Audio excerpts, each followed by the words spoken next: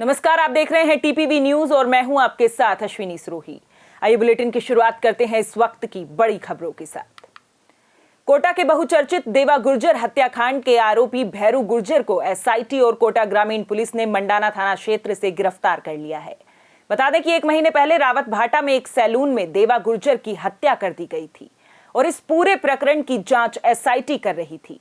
SIT ने भैरू गुर्जर को गिरफ्तार करने के लिए 5,000 का इनाम भी घोषित किया था और उसके चेचट स्थित मकान पर प्रशासन की बुलडोजर चलाने की भी तैयारी थी।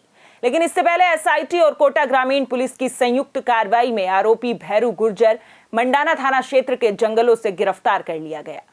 वहीं एसआईटी गिरफ्तार आरोपी से सख्ती से पूछताछ कर रही है। इस हत्याकांड के अन्य आरोपी पहले ही गिरफ्तार हो चुके हैं। कोटा के उद्योग नगर थाना क्षेत्र की कंचन विहार कॉलोनी में मकान में शॉर्ट सर्किट के चलते आग लग गई। आगजनी में 2 लाख रुपए नगद और घर में रखा सारा सामान जलकर खाक हो गया। वहीं आग की सूचना पर दमकल की 3 गाड़ियों ने मौके पर पहुंचकर आग पर काबू पाया। बताया जा रहा है कि आग लगने के समय घर में कोई भी मौजूद नहीं था।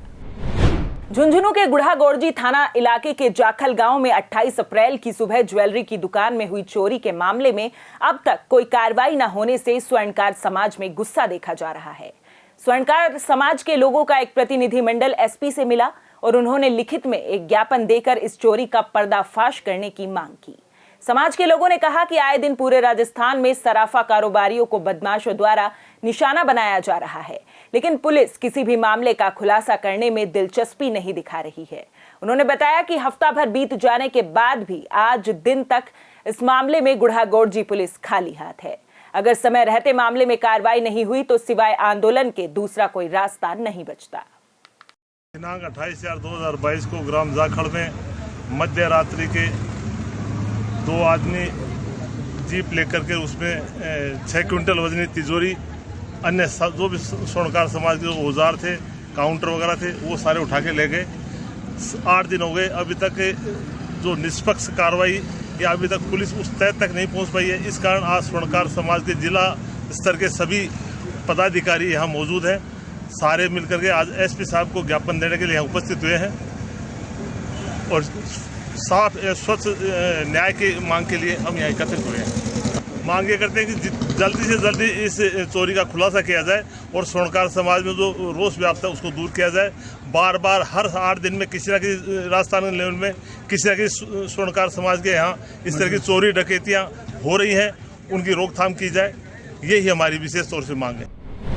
डूंगरपुर के सीमलवाड़ा में सामूहिक यज्ञोपवीत संस्कार समारोह का आयोजन हुआ, जिसमें 14 बटुकों को जनेऊ धारण कराई गई। वहीं समारोह में विधायक जोशी ने कहा कि गुरु द्रोणाचार्य और एकलव्य का इतिहास गलत पेश कर ब्राह्मण समाज को बदनाम करने की साजिश की जा रही है।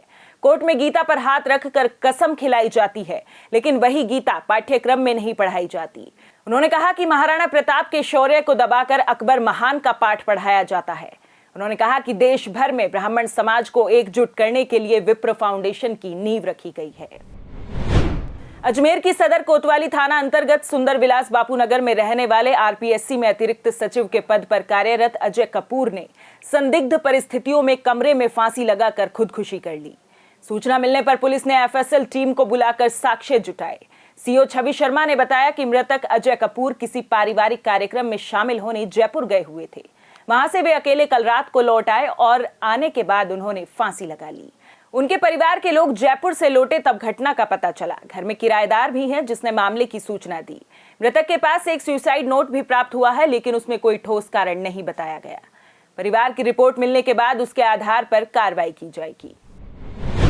अजमेर के सबसे बड़े चिकित्सालय जवाहरलाल नेहरू चिकित्सालय के बाहर नर्सिंग कर्मियों ने चिकित्सालय प्रशासन के खिलाफ जबरदस्त नारेबाजी करते हुए प्रदर्शन किया। नर्सिंग कर्मियों ने चिकित्सालय प्रशासन के शोषण के खिलाफ रोष प्रदर्शित किया और ज्ञापन सौंपा। नर्सिंग कर्मियों ने कहा कि चिकित्सालय प्रशासन से कई बार अपनी मांगों को और उनके साथ हो रहे शोषण के खिलाफ बातचीत करने का प्रयास किया गया, लेकिन हर बार चिकित्सालय प्रशासन की ओर से सिर्फ आश्वासन दिया जाता है। जानकारी देते हुए नर्सिंग एसोसिएशन के अध्यक्ष गंगा शरण जाटव ने कहा कि नर्सिंग कर्मी सदैव सेवा की भावना को ध्यान में रखते हुए अपना कार्य करते हैं, लेकिन अस्पताल प्रशासन की ओर से नर्सिंग कर्मियों का शोषण किया जा रहा है और नई भर्तियां नहीं की जा रही हैं। बारां जिले के अंता थाना परिसर में डीवाईएसपी तरुणकांत सोमानी और थानाधिकारी राम लक्ष्मण की अध्यक्षता में समाज में आपसी भाईचारे, प्रेम और सौहार्द से मिलकर रहने को लेकर सीएलजी सदस्यों की बैठक आयोजित की गई, जिसमें कस्बे के कई मुद्दों को लेकर चर्चा की गई। बैठक के दौरान सीएलजी सदस्यों ने अवैध शराब की बिक्री को रोकने और दाई मुख्य नहर पर हो रहे अतिक्रमण को हटाने की बात कही। कस्बे में ट्रैफिक व्यवस्था पर भी विशेष चर्चा की गई। केशोरायपाटन उपखंड के ग्राम इंद्रपुरिया में प्राचीन बालाजी मंदिर के पुजारी ने उपखंड अधिकारी को ज्ञापन दिया। पंचायत समिति सदस्य अर्जुन बैरवा ने बताया कि गांव में प्राचीन बालाजी महाराज का स्थान है, जहां मंगलवार और शनिवार के दिन बाहर से श्रद्धालु दर्शन करने आते हैं, लेकिन बालाजी महाराज के स्थान पर पेयजल सुविधा नहीं होने के कारण बाहर से आने वाले श्रद्धालुओं को पानी के लिए परेशानी का सामना करना पड़ता है।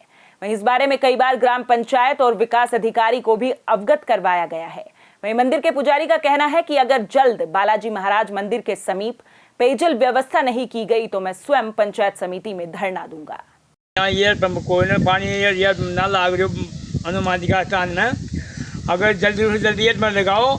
यहाँ मंगलवार शनिवार काफ़ी जाते आते दशहरा मरते, अगर सरपंच रुका दी सेक्रेटरी रुका दी कोई सुनाई नहीं है, ना तो पंचायत समिति मोतनी देकर बटू ना आगे बूंदी भी जा सकती। बयाना कस्बे में नकदी डिपॉजिट जमा करने के कारोबार से जुड़ी एक कोऑपरेटिव सोसाइटी के एक पूर्व ब्रांच मैनेजर की ओर से अवैध रूप से 2.5 लाख रुपए की निकासी करने का मामला सामने आया है। बता दें कि सोसाइटी के उच्चाधिकारियों के निर्देश पर आरोपी के विरुद्ध पुलिस कोतवाली में विभिन्न धाराओं के तहत मामला दर्ज कराया गया। सोसाइटी के assistant regional manager Anil Mishra ने जानकारी देते हुए बताया कि उनकी सोसाइटी में एक उपभोक्ता की ओर से निवेश की गई राशि में से उसकी मृत्यु के बाद भी उनकी शाखा के पूर्व शाखा प्रबंधक आकर्ष जैन ने फर्जी हस्ताक्षर कर 2.5 लाख रुपए की अवैध रूप से निकासी कर धन का दुरुपयोग किया है। इस मामले में धारा 420 और 406 के तहत पुलिस कोतवाली में मामला दर्ज कराया है। बताइए। मैं कुमार मिश्रा, पुत्र श्री नारायण मिश्रा, DRM पद पे उजाला क्रेडिट कोऑपरेटिव सोसाइटी ब्रांच बयाना में पोस्टेड। अभी 16 तारीख को आकर्षक जैन के द्वारा 80,000 रुपये का एक भुगतान पेमेंट लाया गया श्रीमान सत्यप्रकाश जी का। उन्होंने कहा इसको हमने भुगतान कर दिया है, इसको निकिता जैन के नाम से AFD कर दीजिए। हमने हमारे सहयोगी DH कृष्णकांत तिवारी जी से वो किया और जाके उनके घर पे पता चला है तो जो सत्यप्रकाश जी हैं वो 21 अगस्त 2021 को ही पास आउट हो गया, डेथ हो गया। फिर हमने आगे यहाँ जांच किया, पता लगा कि 2,50,000 का भी उनके मरने के बाद राशि को उठाया। हमके इस संदर्भ में अपने उच्च अधिकारियों से बात की। उच्च अधिकारियों के दिशा निर्देश से हमने उनके खिलाफ FIR दर्ज करवाई। यही इतना हमारा फैसला। इस बुलेटिन में फिलहाल इतना ही। देश प्रदेश की तमाम बड़ी खबरों के लिए देखते रहिए TPV न्यूज़। नमस्कार।